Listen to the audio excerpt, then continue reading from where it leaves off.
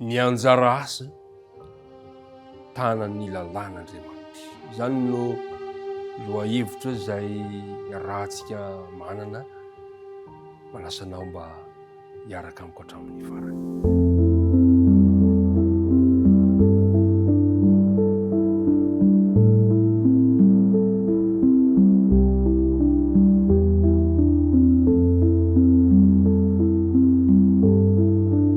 Miarabantsika rehetrarehetra indray tafahoana soamantsara amin'ity maraina vaovao ity na azo hery. Mino aho fa ao anatinao mandrakariva ny fahasalamana sa tsy izany?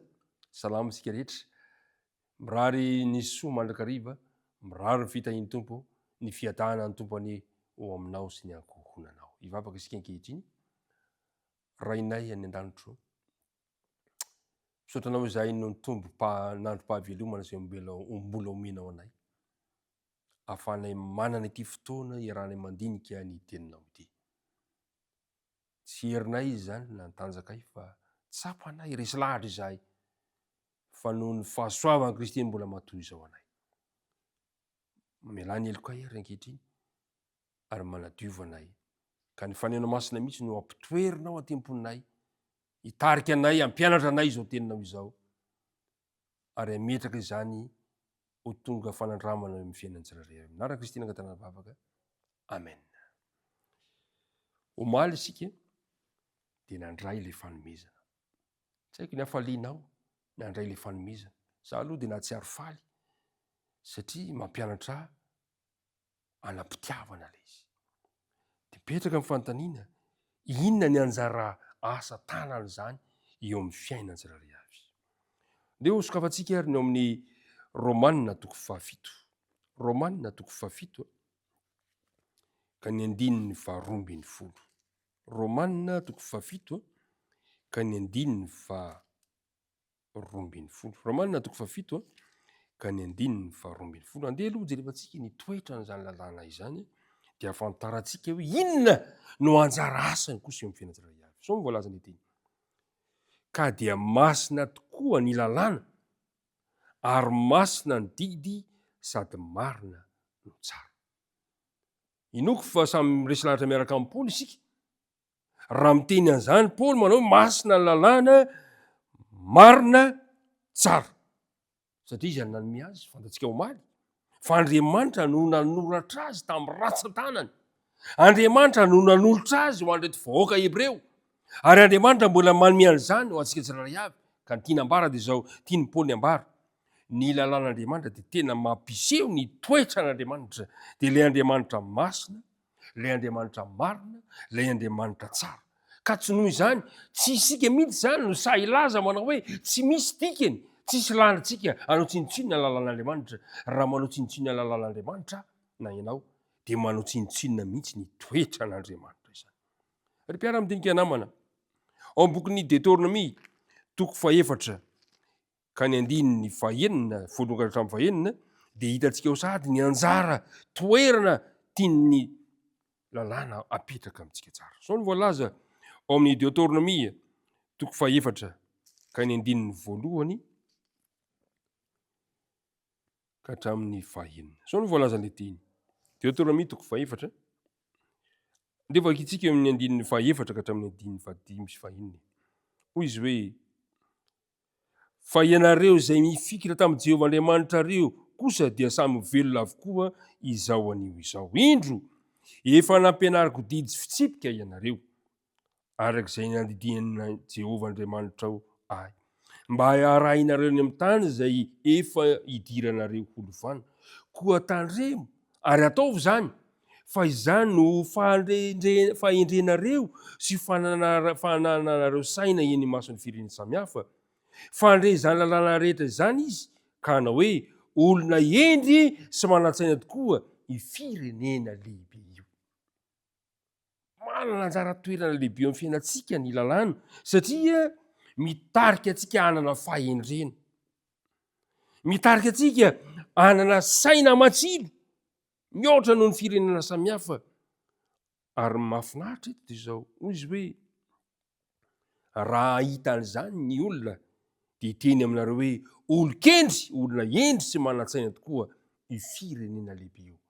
Ny lalàna zany de manolo-pahendrena, manolo-pahalalana, mitarika antsika analavitra ny faratsiana izany lalàna izany. Zany ny ambarany zay natonga amin'ny Salamo 121 tany sain'ny Davida ao ny asarobidi ny lalàna ka natonga ny Davida hoe zao ihany ny hitandrina ny didinao tsisy resaka fa hitandrina ny didinao ao amin'ny Salamo 121 ahitsantsika teny Davida ao amin'ny Salamo 120 de mihira sy misaintsaina andro amanalina izany lalàna izany ny mpanao salamo zava-dehibe ny lalàna Andriamanitra. Tao amin'ny sahedena dia nomen'Andriamanitra ihany koa zany lalàna izany taridalana izany amin'ny endriny hafa noho ny lazan'Andriamanitra azy eo amin'ny Genesis 2 ka ny 9:20 de hoy izy hoe ary Jehovahandriamanitra nandidy andra lehilahy.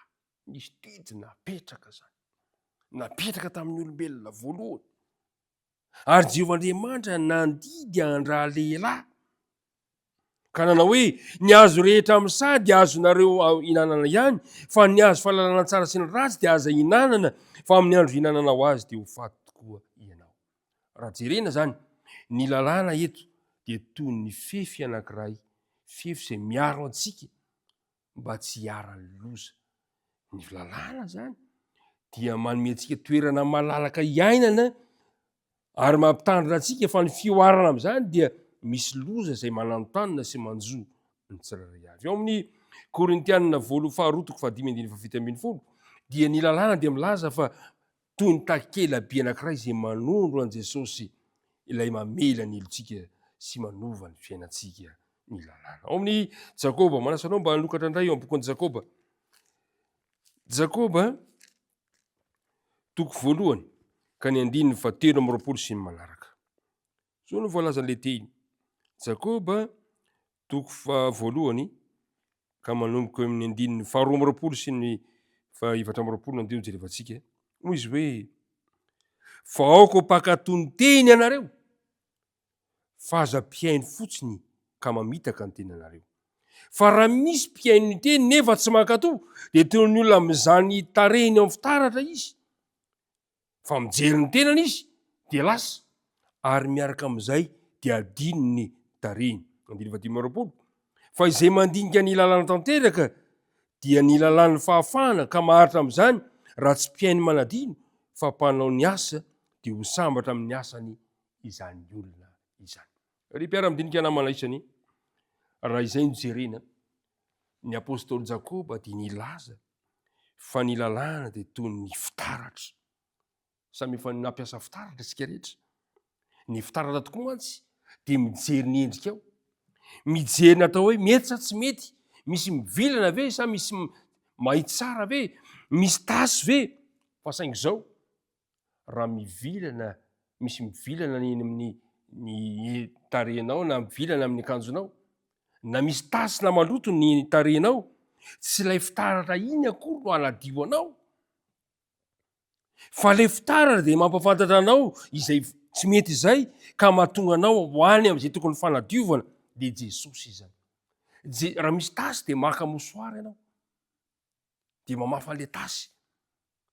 Jesosy ilay mosoara manala ny tasy. Ny lalàna zany dia mampafantatra antsika fa misy tsy mety eo aminao fa ny lalàna tsy manadio anao.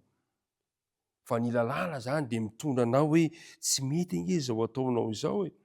Ny lalàna dia mitarika antsika mampafantatra antsika fotsiny hoe maloto ny tenanao dia lasa ianao makany ilay mpanadio Jesosy ilay afaka manadio ny tsirairay avy. Ry mpiara-midinika namana, zao no voalazan'ny Paoly amin'ny Romanina 7. Romanina 7 ka ny 17.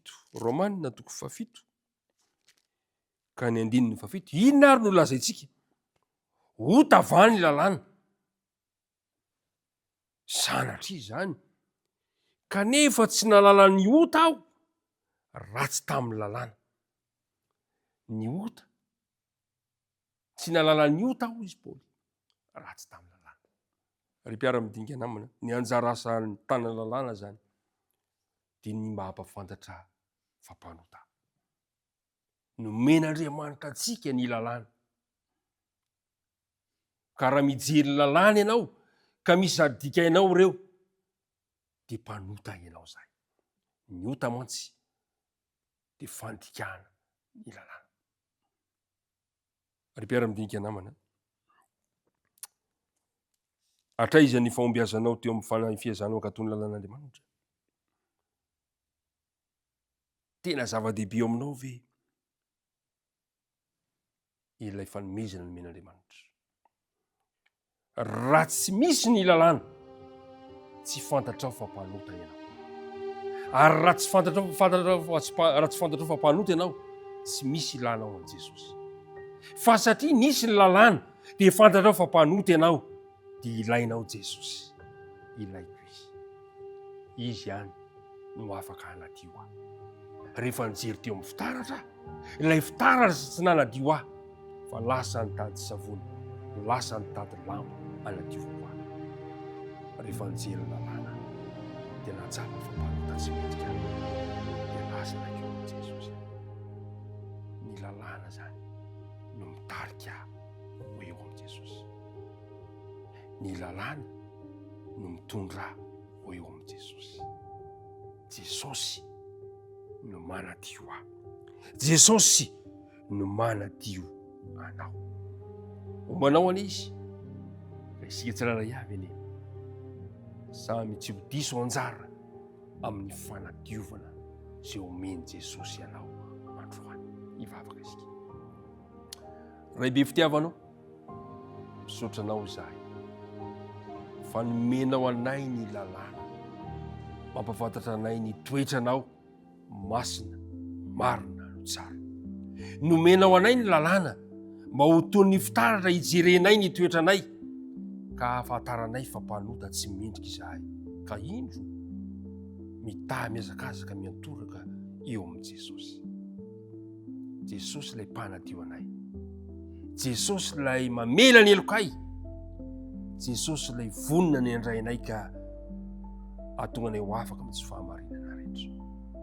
Raiso tompo ny fikazanay, raiso ny fanapa-kevitray, ary dia atolotray ho tantananao androany ny tontolo andro izay anatanterahanay, ny adidinay, dia mitahianay. Naran'i Kristy nangatana ny vavaka. Amen.